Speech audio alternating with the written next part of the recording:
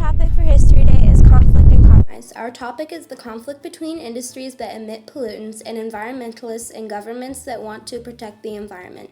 They demand that the industries are strongly regulated, while the industries and those who support them argue those measures destroy businesses and jobs. As the plight of the American buffalo shows, we know from history that this kind of conflict can lead to environmental disaster, but history also shows that compromise is possible. Environmentalists are protesting against the use of coal because of the negative impacts it has on the environment. The largest ever coal protest, Break Free, was held in several countries including the United States, United Kingdom, Australia, South Africa, and Indonesia in a span of 2 weeks.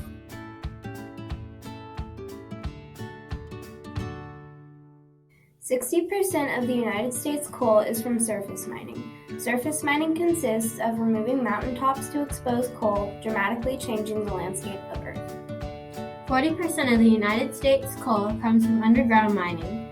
Underground mining leads to many injuries and illnesses, including pneumoconiosis or black lung disease. Pneumoconiosis, more commonly known as black lung disease, is one of the most common diseases from underground mining. It's caused when dust is deposited deep in the lungs, causing damage. Approximately 3.5 tons of carbon dioxide is emitted from coal plants annually, contributing to global warming. An average of 3,300 tons of nitrogen oxides are emitted each year, causing ground-level ozone and smog, which leads to asthma, burning lung tissue, and is susceptible to chronic respiratory diseases. Mercury emissions of 700 pounds a year causes half of mercury deaths. 4 pounds of cadmium, 720 tons of carbon monoxide, and 225 pounds of arsenic are also emitted from coal plants.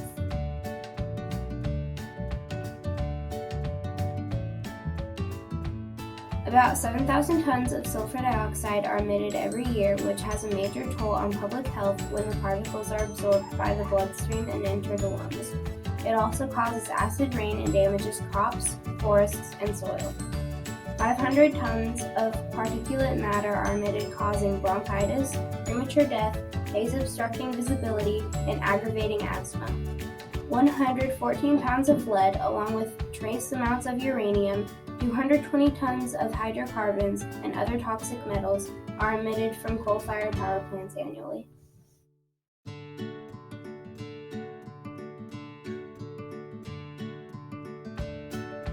Along with coal plants, the process of mining and transporting coal is affecting the environment by leveling mountaintops and polluting land, air, and water. Some other environmental problems are ash, sludge, toxic chemicals, and waste heat.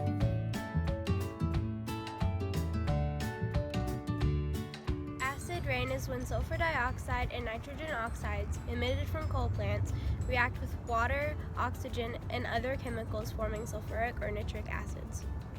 Winds blow sulfur dioxide and nitrogen oxides across long distances before making acid rain. Some sources of sulfur dioxide and nitrogen oxides are burning fossil fuels such as coal to generate electricity, gas-powered vehicles and heavy equipment, and industries such as manufacturing and oil refineries. There are 2 different types of acid rain, wet and dry. Wet acid rain is when sulfuric and nitric acids fall to the ground in the form of rain, snow, fog, or hail. Dry acid rain is when acidic particles and gases deposit from the atmosphere onto the surface of water, land, or buildings.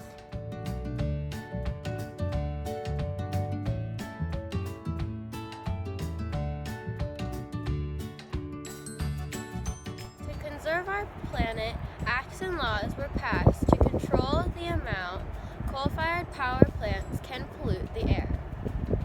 An example of one such act is the Clean Air Act of 1963 and 70 and a 1990 amendment, all of which sought to lessen pollution from coal-fired power plants. Clean Air Acts and amendments have reduced pollution emitted by coal plants, which has improved the air quality.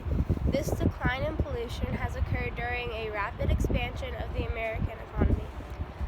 One compromise the industry had had to make was coming up with different types of engines and processes that would emit less sulfur dioxide and nitrogen oxides, the chemical compounds that cause acid rain.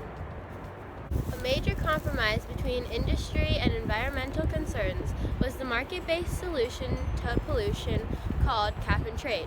Cap and trade has affected the environment in a positive way by letting coal-fired power plants work together to reach the goals set by the Clean Air Act.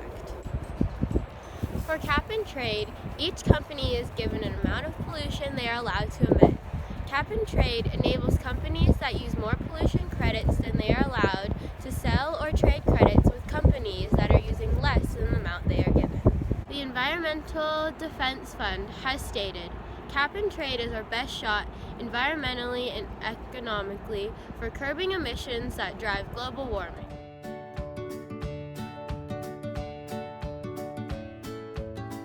Another example is the Holcomb power plant proposal in Kansas, involving Governors Kathleen Sebelius and Mark Parkinson, which ended up being a case of conflict and then compromise.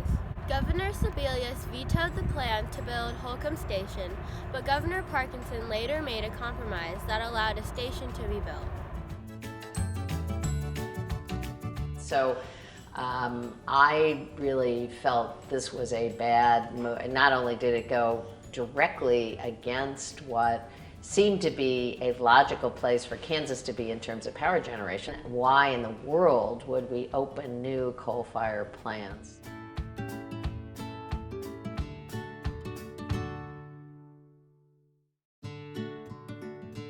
All hell broke loose. The legislature determined that they would do everything possible to override the decision made by the secretary.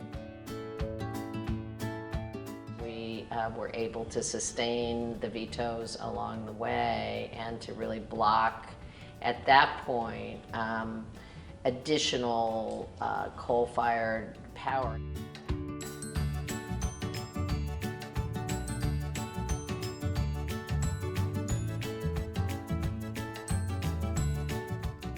The proposal itself, in my opinion, was not good for Kansas or good for the environment.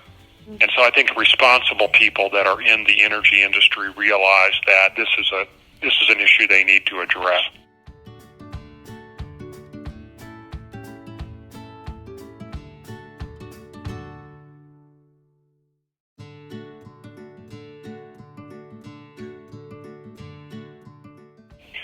I thought that the compromise that we reached was a pretty good example of what should happen going forward. That if people want to continue to build new fossil fuel plants, whether they're natural gas or coal, that they can only do it if they are willing to invest a lot of other funds in research and development of non-fossil fuel energy sources. I think that future compromise can occur. I think that the most important part of achieving compromise is to really put yourself in the position of the people that you're negotiating with in order for a solution to occur. If you come into a negotiation and all you're thinking about is yourself and what you need, you're probably not going to create a solution. I think that almost any issue can be compromised and resolved and settled if people come into it with an open mind.